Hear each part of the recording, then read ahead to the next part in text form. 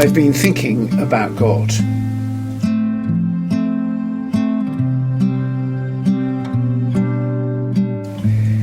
What do you find yourself thinking about during these extraordinary times? Maybe it's about the things you currently cannot do. Hug the grandchildren, enjoy a good meal out, go to the theatre or the football, or visit friends. If so, you're really thinking about what you'd like to do when things return to normal and you can pick up the pleasures that enriched your life.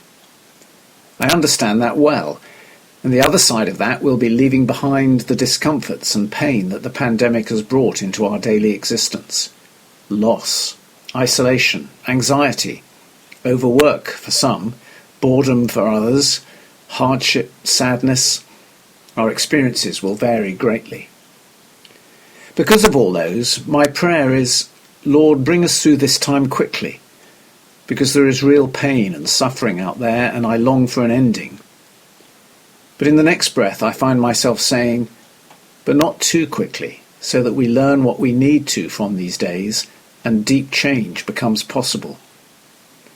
And that is why I've been thinking about God, because learning has to begin at home, and we cannot hope for our world to be learning things if we ourselves are hiding in some insulated theological bubble.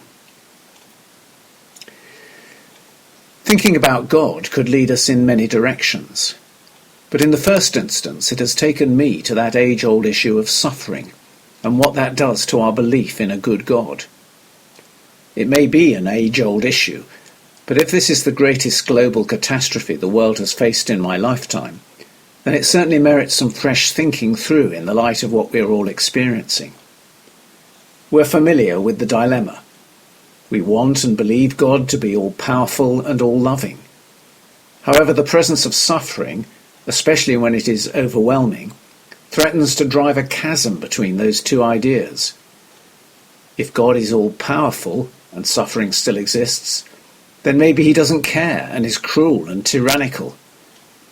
If God is all-loving and suffering still exists, then maybe he is weak and ineffectual, and although he may be very sympathetic, there's not much help he can bring. I suspect that many of us live outwardly with some sort of working compromise between the power and love of God, without attending to some of the logical inconsistencies that lie below the surface. Underneath, however, we may veer towards one side or the other, which may reveal itself in certain attitudes that emerge when we're under pressure. An all-powerful God may encourage us to pray and seek his intervention in our lives, and give us hope in good final outcomes, but may lead us to be controlling, judgmental, and even cruel on the way. An all-loving God may encourage us to feel understood and accepted for who we are, and tolerant and caring of others, but may lead us to be sentimental, bland, and human-centered.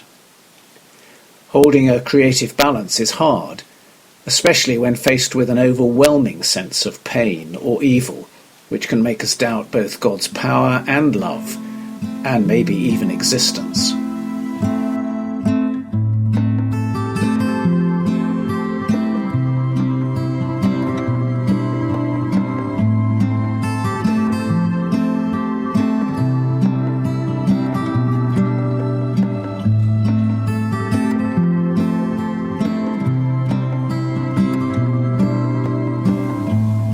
One of the phrases I've heard used several times by people during this pandemic is, God is in control, which is one of the current ways we express our belief in the power of God.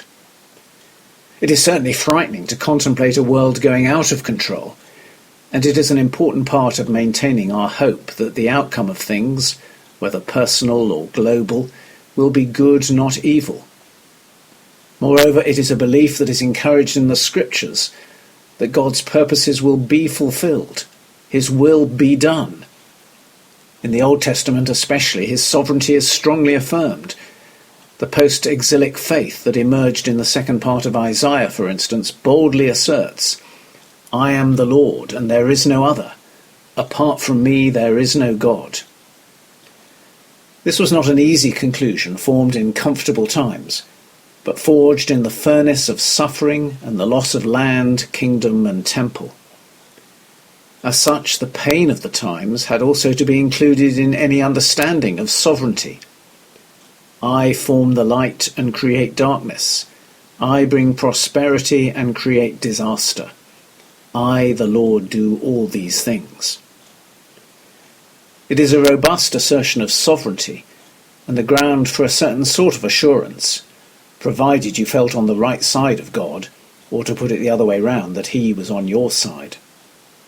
Otherwise, it might generate awe, respect and fear, but struggle to convey love and a sense of grace, especially to one in a place of raw vulnerability. It calls out for something more. This is how I found myself reacting when people in our current situation have simply said, God is in control. A voice inside me protests, that will not do, or at least, that is not enough. It calls out for something more. If God is in control, what is that saying to the family mourning a loved one from whom they were isolated in their final moments, and who cannot gather to mourn and say farewell? Or to the parent racked with anxiety as to how they'll provide for their family as their job disappears in the chaos of recession? Or to the refugees already far from home in a camp where adequate medical facilities are absent and social distancing an impossible dream? If God is in control, then surely he cannot care. He cannot mind the pain that we're in. The problem is, I don't want to throw out the baby with the bathwater. I don't want to abandon all sense that God is powerful, that he will triumph over evil, that his purposes will be fulfilled. It's just that if you tie his power to this idea of being in control, it leads into all the difficulties we've discovered. Somehow we have to redeem power from just being about control, being strong and mighty, getting your way. The something more we need is revealed by Jesus. Here we see less God in control, but more God vulnerable, God putting himself in human hands, God loving sacrificially. What Jesus shows us is that God's power is love, love and more love. Evil is overcome not by some superior power of compulsion or control, but by persistent, sacrificial, loving goodness.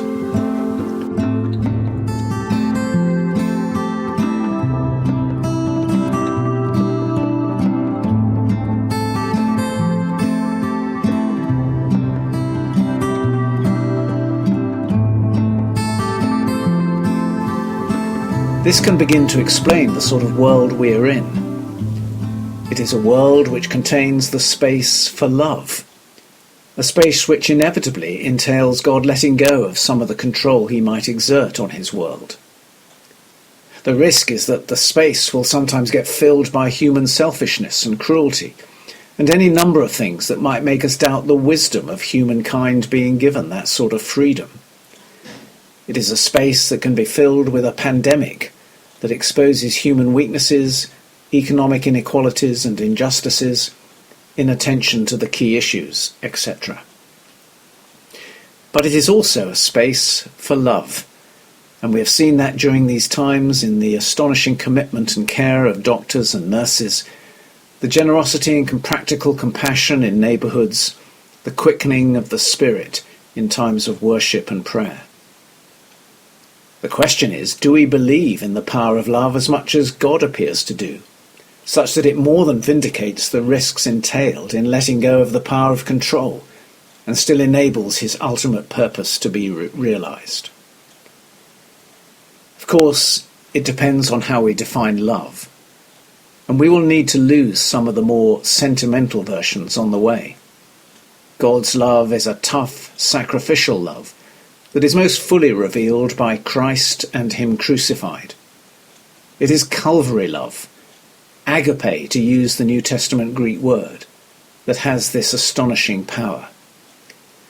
This is power that, even in a ghastly pandemic, can arrest a hurting, selfish world and let justice, compassion and hope emerge.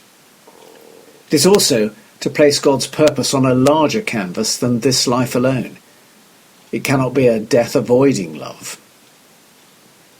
Whether I really believe in the power of love will be tested by how I transcend my fears and anxieties and self-protectiveness, to live out a faith in its power to transform me, my relationships, and the world around. It will be to embrace with the Apostle Paul the belief that the foolishness of God is wiser than human wisdom, and the weakness of God is stronger than human strength. Not many of us find foolishness and weakness easy. Command and control have a real attraction. But the purposes of the God and Father of our Lord Jesus Christ are realized by a different power, and now gives us a real opportunity to trust him in it and live it out ourselves. 2 questions that you might want to reflect on as you follow on from this piece. Is the idea God is in control reassuring or inadequate in a time like this pandemic? Do we believe in the power of love as much as God appears to do? And how might that show at this time?